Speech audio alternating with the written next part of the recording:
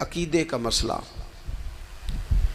جس بندے کا کوئی عقیدہ نہیں نہ ہوتا، کوئی نظریہ نہیں ہوتا، کوئی اس شخص کا خاص مزاج نہیں ہوتا سمجھنے والا، ماننے والا، وہ بندہ بھی بیچارہ کوئی زندگی کا لطف نہیں اٹھا پاتا۔ اس کا کوئی نظریہ ہی نہیں ہے، کوئی سوچ ہی نہیں ہے، کوئی اس کی فکر ہی نہیں ہے اس نے کس طرف جانا ہے۔ عقیدہ نہ ہو بندے کا، یعنی دنیا میں معاذ اللہ کچھ ایسے لوگ پائے جاتے ہیں جو سرے سے اللہ تعالیٰ کوئی نہیں مانتے، زندگی کیسے گزرے گی؟ وہ اپنی توجہات کا قبلہ کسے بنائیں گے؟ اور پھر دنیا میں کچھ لوگ ایسے گزرے جو کئی خداؤں کے قائل، کئی اور پھر اہل عرب کا تو یہ حال کہ 360 بتوں کے سامنے جھکتے۔ مجھے بتائیے، جس بندے کو یہی خبر نہ ہو میرا خالق اور مالک کون ہے، جس کو یہی پتہ نہ ہو کہ میرا رزق کہاں سے آتا ہے، میں نے مانگنا کہاں سے ہے، جس سے یہ خبر ہی نہ ہو کہ میری دعاؤں کا رخ کس طرف ہونا چاہیے، اس کی بھی کوئی زندگی ہے؟ نبی پاک علیہ السلام نے سب سے بڑا احسان یہ فرمایا ہے کہ ہمیں عقیدہ توحید سکھایا ہے۔ حضور نے ہمیں ہر جگہ سے چھڑا کے رب کریم کی بارگاہ میں سجدہ کرنے کا حکم دیا ہے۔ عرب کے لوگ جو تھے وہ بڑی وہم کا شکار تھے، بڑی اوہام پرستی کا شکار تھے۔ یہ آج کل بھی وہم بہت زیادہ ہے نوجوانوں میں، یعنی کوئی فیصلہ پکا ہے ہی نہیں، کوئی پکی بات ہی نہیں کرتے، یہ کر لوں کہ نہ کروں، اگر آپ کہتے ہیں تو کر لیتا ہوں، ویسے اس میں فلانی کمزوری بھی ہے، اور اگر میں نے نہ کیا تو فلاں مشکل بھی ہے۔ بھئی جس بندے نے قوت فیصلہ ہی نہیں پائی، اس نے ارادہ ہی پکا نہیں کیا کہ اس نے کدھر جانا ہے، تو وہ سفر کیسے کرے گا؟ سفر تو اس بندے کا مکمل ہوتا ہے جو سفر شروع کرتا ہے۔ عرب کے لوگ بھی بڑے اوہام پرستی کا قائل تھے۔ وہ جب قربانیاں کرتے تھے تو ان کا گوشت لا کے کعبے کی دیواروں کے ساتھ ملا کرتے تھے، یہ قبولیت کی علامت ہے۔ سارے کپڑے اتار کے کعبے کا طواف کرتے تھے۔ جب احرام باندھ لیتے، حج عمرے کا ارادہ کرتے تو دروازوں سے داخل نہیں ہوتے تھے۔ وہ کہتے تھے کہ دروازے گناہگار ہیں اور ہم چونکہ اب نیک کام کر رہے ہیں لہذا اوپر سے ہو کے آئیں گے۔ رسول کریم علیہ السلام نے انہیں ان سارے وہموں سے، ساری پریشانیوں سے، ان ساری بدشگونیوں سے نکال کے کہا، اللہ تمہارا مالک ہے، اللہ تمہارا محافظ ہے، ہوگا وہ جو رب چاہے گا۔ ذرا سی بات پہ سہم جانا، ذرا سی بات پہ ڈر جانا۔ حضور نے لوگوں کو قوت فیصلہ عطا کی، اور اتنی بڑی قوت فیصلہ حضور نے دی کہ کل تک جو فیصلہ کر نہیں نہ پا رہے تھے، آج انہوں نے اس طرح کے فیصلے کیے کہ اپنی ساری کی ساری اولادیں لے کر وہ میدانوں میں کھڑے ہو گئے۔ وہ ڈٹ گئے کہ ہم نے کفر کے مقابلے میں جہاد کرنا ہے۔ انہوں نے طے کر لیا کہ حق کیا ہے، سچ کیا ہے۔ نبی پاک علیہ السلام نے ہمیں عقیدہ توحید دیا، اور وہ طے کر کے دیا ہے نبی پاک نے، سجدہ سوائے اللہ کے کسی کو جائز، اگر کوئی عبادت کی نیت سے کرتا ہے تو سجدہ کفر ہے، اور اگر تعظیم کی نیت سے کرتا ہے تو حرام ہے۔ اعلیٰ حضرت بریلوی رحمۃ اللہ علیہ نے 50 کے قریب دلائل کتاب و سنت سے اور 100 سے زیادہ دلائل فقہ اور اصول فقہ سے بیان فرمائے ہیں کہ کسی اور کے لیے تعظیمی سجدہ بھی حرام ہے۔ نبی پاک علیہ السلام تشریف فرما تھے تو کچھ جانوروں نے آ کے حضور کے قدموں پہ سجدہ کیا، پیش نظر ہے وہ نوبہار، اور سجدے کو دل ہے بے قرار، روکیے سر کو روکیے، یہی تو امتحان ہے۔ کچھ جانوروں نے جب سجدہ کیا تو صحابہ عرض کرنے لگے، یا رسول اللہ صلی اللہ تعالیٰ علیہ وسلم ہمارا بھی دل کرتا ہے۔ تو حضور نے فرمایا، بھی سجدہ سوائے رب کے کسی کے لیے جائز نہیں ہے، ہاں اگر جائز ہوتا تو میں خاتون سے کہتا کہ اپنے شوہر کو سجدہ کرے۔ نبی پاک علیہ السلام نے حد بندی کر دی۔ اور پھر دیکھیں، یہ جو ہم میلاد مناتے ہیں نا، یہ میلاد اللہ تعالیٰ کی توحید کا بہت بڑا اعلان ہے۔ ہم کہتے ہیں نبی پاک کا میلاد ہوا، جس کا میلاد ہوتا ہے وہ خدا نہیں ہوتا، جو پیدا ہوتا ہے وہ رب۔ جب ہم میلاد منا رہے ہوتے ہیں تو ہم یہ بتا رہے ہوتے ہیں بھئی حضور خدا نہیں، حضور تو 12 ربیع الاول کو پیدا ہوئے ہیں۔ تو جو پیدا ہو رب پیدا، لم یلد ولم یولد، اللہ تبارک و تعالیٰ پیدا نہیں ہوتا، مالک تو ازلی ابدی شان رکھتا ہے۔ اس لیے عقیدہ توحید بندے کو مضبوط کر دیتا ہے۔ انسان جب عقیدہ توحید والا ہو جاتا ہے، اور نبی پاک علیہ السلام دنیا میں رب کی طرف بلانے آئے، وداعیا الی اللہ باذنہ وسراجا منیرا، حضور نے لوگوں کو اللہ کی جانب دعوت دی۔ جب انسان توحید والا ہو جاتا ہے تو مضبوط ہو جاتا ہے، وہ کسی سے نہیں ڈرتا، وہ سمجھتا ہے ہونا تو وہ ہے جو میرا رب چاہے گا، مجھے پریشان ہونے کی ضرورت کیا ہے۔ پھر اس کا بھروسہ بھی اللہ تعالیٰ پر، اس کی امیدیں بھی اللہ رسول سے، اس کی توجہات کا قبلہ بھی سارا ادھر ہی۔ تو حضور نے لوگوں کو عقیدہ دیا، مضبوط کیا۔ رسول پاک صلی اللہ تعالیٰ علیہ وسلم نے ذہنوں کو پختگی عطا فرمائی۔ تو سب سے بنیادی چیز حضور کا جو احسان ہے وہ عقیدہ ہے۔ پھر بعض خاص طبقات پر حضور نے خاص احسان کیا۔ آج بھی پوری دنیا میں ڈھنڈورا پیٹا جاتا ہے عورتوں کے حقوق کا، پوری دنیا کے اندر، اور بعض لوگ عورتوں کو بڑا دھوکہ دیتے ہیں، کہتے ہیں تمہیں حق نہیں ملتے لہٰذا تم سڑکوں پہ آ جاؤ، معاذ اللہ، تمہیں حق نہیں ملتے لہٰذا تم معاذ اللہ بازاروں کی رونق بن جاؤ۔ عورتوں کو بڑا پریشان کیا جاتا ہے حقوق کے تعلق سے۔ نبی پاک علیہ السلام کی آمد سے پہلے کوئی خاتون کے ساتھ سلوک اچھا نہیں کیا جاتا تھا، اس کا کوئی جائیداد میں حصہ نہیں تھا۔ عورت کا خامد اگر فوت ہو جاتا تو وہ اپنے سسرال کے خاندان کی پراپرٹی بن جاتی، معاذ اللہ، اور جس کے مرضی چاہے سپرد کر دیتے۔ ہندوستان کے بعض علاقوں میں ایسی کبھی رسمیں بھی پائی جاتی تھی کہ بعض عورتیں اپنے خامد کے ساتھ جل جانا مناسب سمجھتی تھی کہ بعد میں کوئی زندگی تو ہوگی نہیں، اور بیوہ خاتون اور طلاق یافتہ خاتون، اس کے بارے میں تو لوگوں کا خیال تھا کہ شاید یہ خاتون بالکل سوسائٹی اور سماج کا حصہ ہی نہیں ہونی چاہیے۔ قربان جائیں، یہ اعزاز میرے نبی پاک نے دیا ہے۔ حضور نے پہلی شادی ہی اس خاتون سے کی ہے جن کا پہلے بھی نکاح ہو چکا تھا، اور خاتون کو حضور نے حقوق دیے، جائیداد میں حصہ دیا۔ کہا جو بیٹیوں کی بہنوں کی پرورش کر کے آئے گا اور اچھی پرورش کر کے انہیں روانہ کر دے گا، جس طرح میری 2 انگلیاں جڑی ہوئی ہیں میرے ساتھ جڑ کے جنت میں جائے گا۔ اور ایک روایت میں فرمایا کہ جب کسی کے ہاں بیٹی پیدا ہوتی ہے نا تو اللہ فرشتوں کو بھیجتا ہے، اور وہ اس کے گرد کھڑے ہو جاتے ہیں اور گھر والوں کو سلام کہتے ہیں، اور کہتے ہیں یہ ضعیفہ ایک ضعیفہ سے پیدا ہوئی ہے، یہ کمزور، یعنی صنف کے لحاظ سے کمزور نازک بچی ایک نازک ماں سے پیدا ہوئی ہے۔ فرشتے کہتے ہیں جو اس کی پرورش کرے گا نا اللہ قیامت تک اس کی مدد کرے گا، اس کی ہمیشہ مدد ہوتی رہے گی۔ اور نبی پاک صلی اللہ تعالیٰ علیہ وسلم کی خدمت میں آ کے جب خواتین نے کہا تھا نا یا رسول اللہ ہمارے تو دین دنیا کے معاملات میں مردوں کے تعلق سے کمزوری ہے، کئی دن تو ہم ویسے نماز نہیں پڑھ سکتی مہینے میں، کئی دن تو ہم ویسے عبادات کے قریب نہیں جا سکتی، جہاد پہ ہم نہیں جاتی، گواہی ہماری مردوں کے برابر نہیں، تو یا رسول اللہ صلی اللہ علیہ وسلم ہمارا بھی کوئی اعزاز ہے؟ تو حضور نے فرمایا جب کوئی خاتون حاملہ ہوتی ہے نا تو اللہ اسے اتنا ہی ثواب دیتا ہے جتنا جہاد کرنے والے کو ثواب دیتا ہے، اور جب بچہ پیدا ہوتا ہے تو اللہ تعالیٰ اسے شہادت کا درجہ عطا کرتا ہے، اور جب وہ بچوں کو دودھ پلاتی ہے تو رب اسے غلام آزاد کرنے کا ثواب عطا کرتا ہے۔ ایک دفعہ نا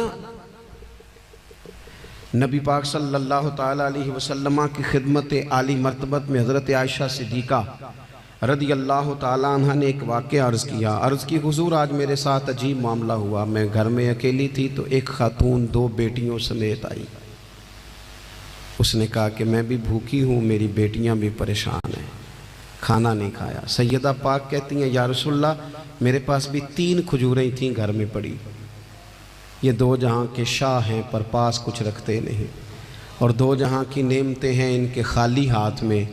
فرماتی ہیں وہ 3 کھجوریں میں نے ان 3 ماں بیٹیوں کو دے دی، ماں نے پہلے ایک کھجور دونوں بیٹیوں کو دی، پھر بچیاں وہ کھجور کھا کے ماں کی طرف دیکھنے لگی، تو جو کھجور ماں کے پاس تھی اماں نے اس کے بھی 2 حصے کر کے بیٹیوں میں بانٹ دیے۔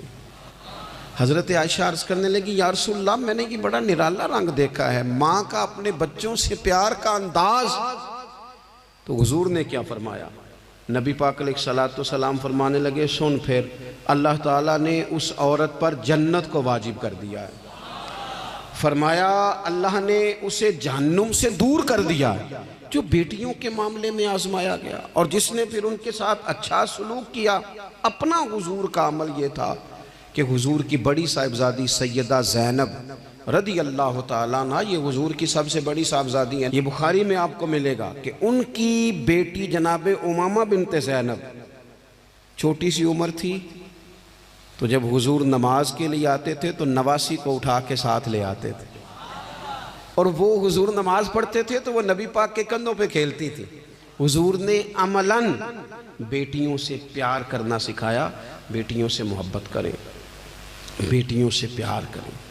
بیٹیاں بڑی خیرخواہ ہوتی ہیں، بیٹیاں ماں باپ کی بڑی وفادار ہوتی ہیں، بیٹیاں بڑا خاص تعلق رکھتی ہیں۔ جوانوں آپ سے بھی کہوں گا بہنوں کی طرف توجہ رکھیں، جو کسی کی بہن آپ کے گھر ہے اس کا بھی خاص احساس کریں، وہ بھی کسی کی بہن ہے، لیکن اپنی بہن کے ساتھ بھی خاص نسبت کا تعلق قائم رکھیں۔ رشتوں میں اعتدال ہونا چاہیے۔ اس صنف کو نبی پاک علیہ السلام نے خاص کر کے نوازا ہے، اور ہمارا بھی ان کے ساتھ خاص رشتہ ہونا چاہیے۔ اسی طرح کا معاملہ یتیموں کے ساتھ ہے، کمزوروں کے ساتھ ہے۔ دیکھو آج نا ہمارے ہاں کمزوروں، غریبوں، مسکینوں، یتیموں کی مدد تو کی جاتی ہے، لیکن انہیں لوگ اپنے ماحول کا حصہ نہیں بناتے۔ یعنی کبھی گئے تو غریبوں میں آٹا بانٹا ہے، کبھی گئے تو غریبوں میں جا کے کپڑے تقسیم کر رہے، کبھی گئے تو غرباء کو کچھ وقتی طور پر کچھ ضروریات زندگی دے دیں، کبھی عیدیاں بانٹ دیں، کبھی سیلاب زدگان میں چلے گئے۔ غرباء کو کچھ نہ کچھ صدقات تو دے دیے جاتے ہیں، ان پر کچھ خیرات تو کر دیا جاتا ہے، لیکن انہیں سوسائٹی کا ماحول کا حصہ نہیں بنایا جاتا۔ ایسا نہیں ہوتا کہ ان غرباء کے بچوں کو اٹھا کے بڑے شہروں میں لایا جائے، ان کی تعلیم کا خیال کیا جائے، انہیں اپنے ماحول میں رکھا جائے، ان کی بہترین پرورش کا بندوبست کیا جائے۔ کائنات میں بڑے لوگوں نے کام کیا ویلفیئر کا، بڑے لوگوں نے غریبوں کے ساتھ تعاون کیا، بڑے لوگوں نے محبت کی، سب قابل تعریف ہے، لیکن ہم نے یہ کیا کہ ان کی امداد تو کی، لیکن ان کی محرومیوں کا ازالہ نہیں کیا۔ اور وہ امداد لے رہے تھے تو ان کی پچھلی نسل بھی امداد لے رہی تھی، یہ نسل بھی امداد لے رہی، اور خدا نہ کرے کہ اگلی نسل کو بھی امداد لینا پڑے۔ میرے نبی پاک صلی اللہ تعالیٰ علیہ وسلم کا انداز کچھ اس طرح کا ہے کہ امام بہقی نے لکھا ہے، حضرت بشیر بن عقبہ رضی اللہ تعالیٰ عنہ کہتے ہیں میرے والد انتقال کر گئے تھے، اور میں ایک جگہ پہ بیٹھ کر رو رہا تھا کہ نبی پاک صلی اللہ تعالیٰ علیہ وسلم میرے قریب سے گزرے، کیوں روتے ہو؟ یا رسول اللہ میرے والد کا انتقال ہو گیا، میری والدہ رخصت ہو گئی۔ تو یہ ہمیں حضور نے سبق دیا ہے، یہ یتیموں غریبوں کا خیال رکھنے کا یہ بھی ایک نقطہ، یہ بھی انداز ہے۔ کائنات کا بڑے سے بڑا درد دل رکھنے والا بندہ یہاں تک نہیں جا سکتا جو میرے رسول کریم نے بیان فرمایا۔ کہتے ہیں نبی پاک علیہ السلام فرمانے لگے بشیر بن عقبہ کیا تو اس بات پر راضی نہیں کہ میں تیرا باپ ہوں اور عائشہ تیری ماں ہو؟ آنا تجھے ہم شامل کر لیں اپنے گھرانے میں، آ جانا، مکمل تیرے معاملات کا خیال کیا جائے، تو آ جا۔ اتنا بڑا درجہ نبی پاک نے تو حضرت سلمان فارسی کے بارے میں بھی فرمایا کہ میں نے انہیں اپنی اہل بیت میں شامل کر لیا۔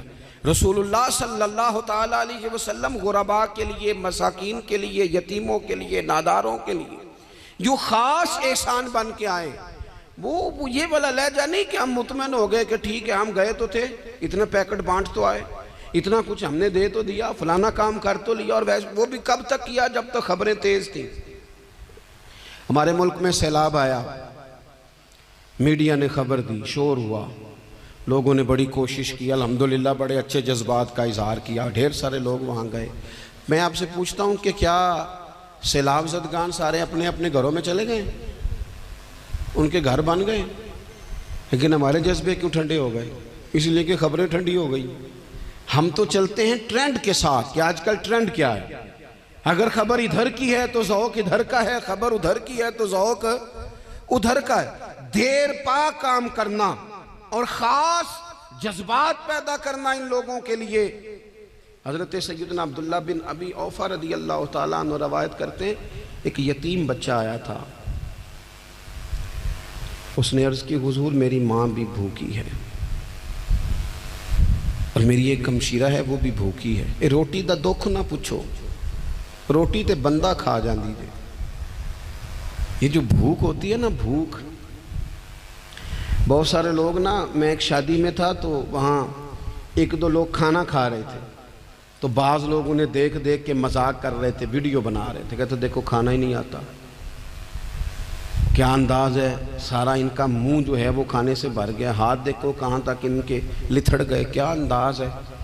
تو میں نے کہا تم ان کے کپڑے بھی تو دیکھو نا، انداز، بیٹھنا اٹھنا، کپڑے پہننا، یہ غریبی کا پتہ دیتے ہیں۔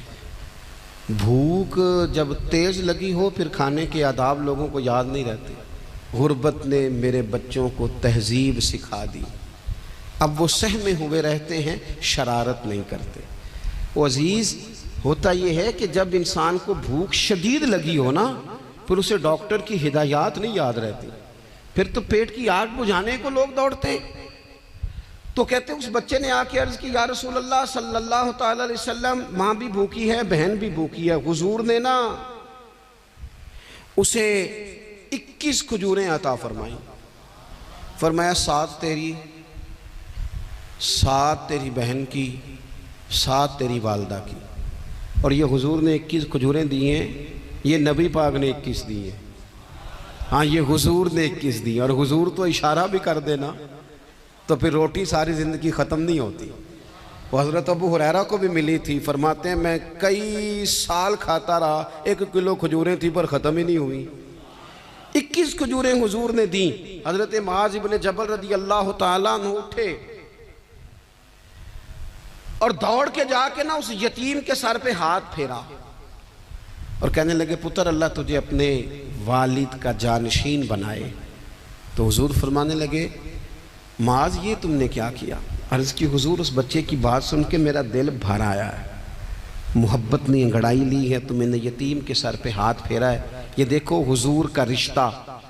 نبی کریم فرمانے لگے، سن پھر جس نے کسی یتیم کے سر پر محبت سے ہاتھ ہی پھیر دیا نا، تو اللہ ہر بال کے بدلے اسے ایک نیکی بھی عطا کرے گا، ایک گناہ بھی معاف کرے گا، ایک درجہ بھی بلند فرمائے گا۔ چلو ہاتھ ہی پھیر دیا، تو نے کچھ تو کیا یتیم کے ساتھ، تیرا کوئی تو اس سے رشتہ ہوا۔ اور تیسرا طبقہ ہے غلاموں کا، مسکینوں کا، غریبوں کا۔ میں اور آپ اس ملک میں رہتے ہیں جہاں کچھ لوگوں کو کھانا بھی نہیں وقت پہ ملتا، اور کچھ لوگ 5 لاکھ روپیہ گاڑی کا اس لیے اضافی دے دیتے ہیں کہ مجھے ذرا نا نیو ماڈل جلدی چاہیے۔ یعنی ایک طرف ملک کی حالت یہ ہے کہ بعض لوگوں کے پاس پیسے نہیں ہیں کہ بچوں کی فیس بھر سکیں، لیکن دوسری طرف حال یہ ہے کہ نئے ماڈل کا موبائل اگر مارکیٹ میں آتا ہے تو وہ ختم ہو جاتا ہے، ملتا ہی نہیں، وہ شارٹ ہو جاتا ہے۔ کچھ لوگوں نے اس طرح کیا ہے کہ انہوں نے یہ سمجھا ہے کہ دولت شاید موج کرنے کے لیے ہمیں دی گئی ہے، ہم طرح طرح کے کھانے کھائیں، طرح طرح سے چیزیں اوڑیں، طرح طرح کے معاملات کریں۔ انہوں نے یہ طے کر لیا ہے۔ اس کا نقصان کیا ہوا ہے؟ اس کا نقصان یہ ہوا ہے کہ کچھ لوگ غربت کی سطح سے نیچے آ گئے ہیں بیچارے۔ نبی پاک کا جو احسان ان غریب لوگوں پر ہے، حضور علیہ السلام کے پاس نا حضرت عبداللہ ابن عمر روایت کرتے ہیں اور طبرانی میں موجود ہے، حضور کے پاس نا 10 دینار تھے۔ ہمارے پاس بھی پیسے ہوتے ہیں نا، لیکن وہ کچھ ہوتے ہیں ہمارے کھانا کھانے کے لیے، کچھ ہوتے ہیں آئس کریم کھانے کے لیے، کچھ اس لیے ہوتے ہیں کہ آج میری مرضی دا نہیں پکا، لہٰذا میں نے، ہمارے ایک دوست ہیں وہ کہتے ہیں کہ آج کل یہ ماحول بن گیا ہے کہ بچے اگر کہتے ہیں نا کھانا میری مرضی کا نہیں، تو اماں کہتی ہے جا تو برگر کھا لے، کہتے ہمارے دور میں یوں نہیں ہوتا تھا، اگر ہم کہتے تھے نا کھانا میری مرضی کا نہیں تو پھر ہمیں ڈبل چیز کھانے کو ملتی تھی، ایک مار بھی کھانا پڑتی تھی اور وہ کھانا بھی کھانا پڑتا تھا۔ اور پھر کچھ پیسہ لوگوں نے صرف اس لیے سنبھال کے رکھا ہوا ہے کہ جو اضافی چیزیں ہیں نا، اضافی، میرا ویسے تجربہ نہیں ہے اور نہ میں نے زیادہ گہرائی سے دیکھا ہے، بس مجھے بتایا گیا ہے، اور پتہ نہیں اب بات درست ہے کہ نہیں، مجھے بتایا گیا ہے کہ پہلے لڑکیاں بیوٹی پارلر جاتی تھی، اب سنا لڑکے بھی جاتے ہیں۔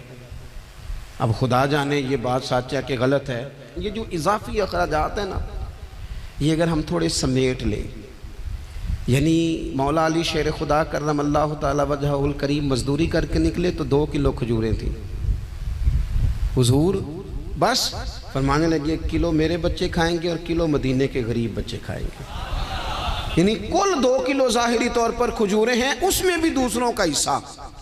ہمارے پاس جو مال آتا ہے اگر تھوڑا سا نا ہم اسے یہ نہ سمجھ لیں کہ میرا ہی حق ہے، کسی کو اس میں سے ایک لقمہ بھی نہیں ملنا چاہیے، اگر ہم تھوڑا سا نا دل کشادہ کریں تو 3 لوگوں کا کھانا 4 بھی کھا سکتے ہیں، 4 کا کھانا 5 بھی کھا سکتے ہیں، 6 کا کھانا 7 کا کھانا 10 بھی کھا سکتے ہیں۔